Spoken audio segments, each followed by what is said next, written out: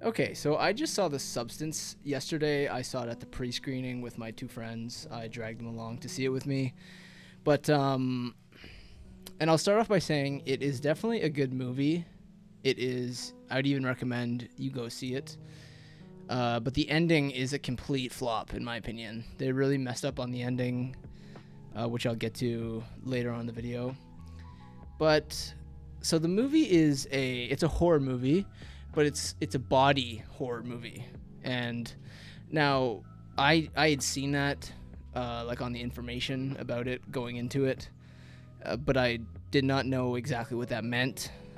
But this movie is definitely a body horror movie. Whatever that might be, whatever that means, it is genre defining, I guess. I don't even know if there's other movies that are in that category. The movie there's people coming out of people, adults coming out of adults, adults.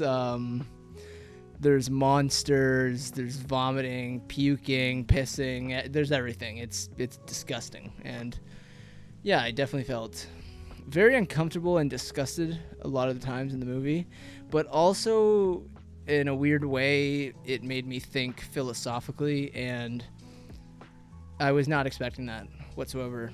It made me think things about, like, the grass is always greener on the other side, be happy with what you have, those kinds of things, which I'll get into. But so the movie begins with a Demi Moore, who is an older actress in the movie. Or I guess she's not an actress, she's a performer, and she's kind of fallen out of the limelight, and she's not as young as she used to be or as desirable. The ratings of her show have fallen, etc. So she decides to take this substance, right, after all this. And that's when all the problems begin in the movie, because so she takes the substance, and the new body, the new version of herself is, and mind you, these are the same people in a way. They kind of split. They have like split personalities, but it's like a central message through the show that they are the same people, but they kind of begin to split, I guess, and they have different goals, and they start to sabotage each other.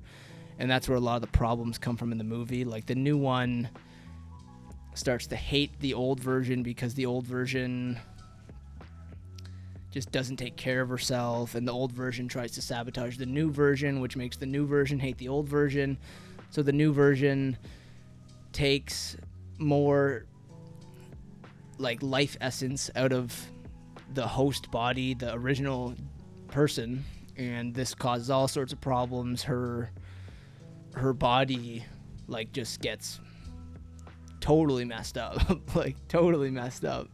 And this is where when I mean philosophically, this is what I mean. It made me think about, like, I guess who you are. This is gonna get a bit philosophical, I guess, but like who you are, I guess, in a sense, is you are kind of the flaws you have, right? Like, make you as a person. And like, obviously, one of the messages in the movie is like, have you ever wanted to be a better version of yourself? Which is like, I guess, obviously, who hasn't thought about that, right? Be a better version of themselves.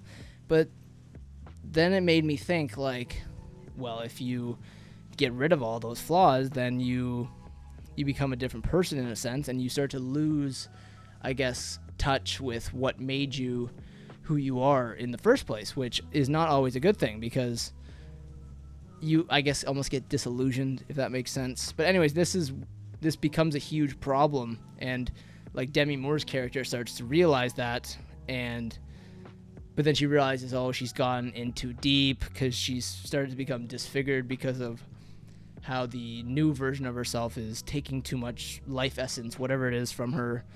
And then all these kinds of problems happen. And this is kind of a random segue, and this is kind of strange. I was recently, I'm not sure why, looking at the book Flowers for Algernon, and then I saw the movie, and I was thinking the two I haven't even read the book, but I was kind of interested. I was gonna maybe read it, so I was looking through the information on the book, and then I saw the movie and I was thinking, wow, these things sound very similar. I'm not sure if it inspired the movie at all. It very well could have, but from what I remember, the book is about a guy who I think is intellectually disabled.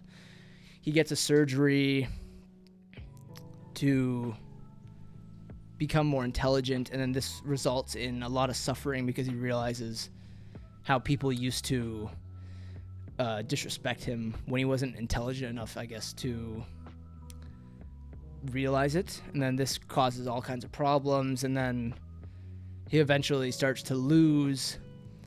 He realizes it's not a permanent process, and he starts to deteriorate and go back to his original state. And I'm sorry if I butchered that. I haven't read the book. I did a little research right before I'm doing this video, and I just thought it was kind of strange. I thought it was interesting to bring up the parallels between the two. But anyways, so the movie, the beginning, I would say the first 2 hours are very good. It's very engaging. It's not a traditional horror movie, in my opinion, by any stretch. It is, I guess, scary and disturbing, but it's not jump scary, or it's not like Hereditary, for example, if you've seen that, or movies like that. But then it all starts to go downhill at the end, right? The end is... So what's happening is the younger version is so in love with being young again that she starts to sabotage the original version of herself, which causes all these problems, which end up causing problems for her too, down the line. The younger self now I'm talking about. And this results in her having to take the substance again, which is a one single use thing. It's like comes out of a vial and you inject it. So she takes it again. And then so originally when she takes it, she literally pops out of the back of Demi Moore, which is ridiculous. It's an insane scene. So then you're wondering, well, after she takes it again, like, what is going to happen? And what happens is ridiculous. It's like a totally insane, disgusting monster. I think they call it like Monsterio Elisu or something like that. Something ridiculous. But the monster, it's insane. You just have to see it to understand. I can't really describe it. There's like faces in the back. There's like breasts coming out of the shoulder. It's insane. Think like that guy from the Goonies, but times 100. It's really insane. And it kind of sadly like ruins the movie, in my opinion. I think they had such a good thing going on for the beginning 2 hours. Like it is very actually a compelling story. And then they do this thing and it almost becomes, it turns from like a serious horror movie that makes you think philosophically as well, but it's still good. And then becomes almost like a ridiculous, almost comedic. It's not like a horror movie. It's very out of place, I guess, for the movie. And it's interesting because I was looking online on Reddit, and a lot of people were actually saying they liked that part. I didn't really like it. I guess I'm not sure. Maybe I don't know. I'm me.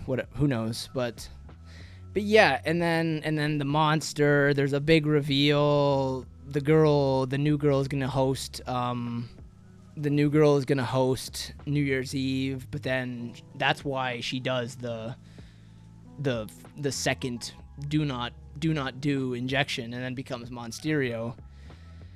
And then it becomes this big grand reveal, New Year's Eve, and then her arm pops off, blood goes everywhere. It's a bloodbath.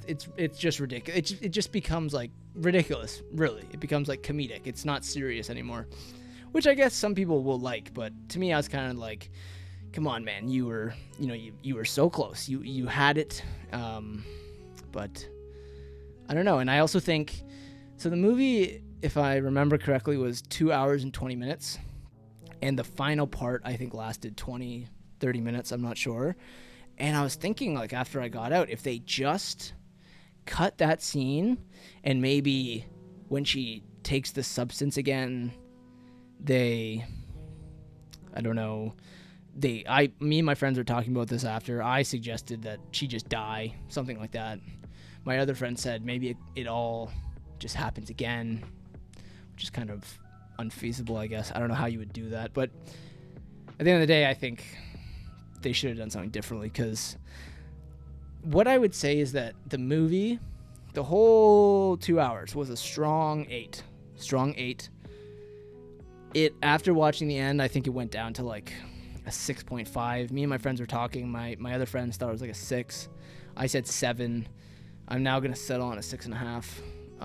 I still think it is worth watching. It's worth checking out. It's definitely very experimental. It's very interesting. And the beginning is good. The first 2 hours are good. It's enjoyable. Like, the time flew by. It's only at the beginning I was like, come on, is this really going on? Like, can it end already? Kind of thing. But at the end of the day, yeah, it made me think about my life and some things philosophically, which I always love. That's what I'm studying in school, so I always love that. And it was a fun experience with my friends. I thought it was funny. I was just thinking this earlier. It's a kind of funny movie where, like, if you bring your friends to it, they might be thinking, like, wow, is those are the kinds of movies you like? Like, that's what you watch? That's really it? So if you bring your friends to see this, you might be getting some funny looks after. But yeah, I would say go check it out. It's probably worth your money, maybe. This is the first video that I'm doing like this. I've only released a few other videos before this. I think I'm gonna do more of these. It's a lot simpler than like splicing all the clips together, and I think it's good to interface in this way. But yeah, if you like this video, let me know. Give the video a like, comment what you think. If you've seen it, let me know what you think. Maybe you have a different opinion. Maybe you like the ending. And subscribe to the channel. I'm going to be doing more of these for sure. I'm going to be doing one of these after Megalopolis comes out, which it comes out on the 27th. I'm going to see it on the 26th, I think, at the pre-screening. I'll definitely be doing one of these for that. And yeah, I'll see you in the next one. Peace.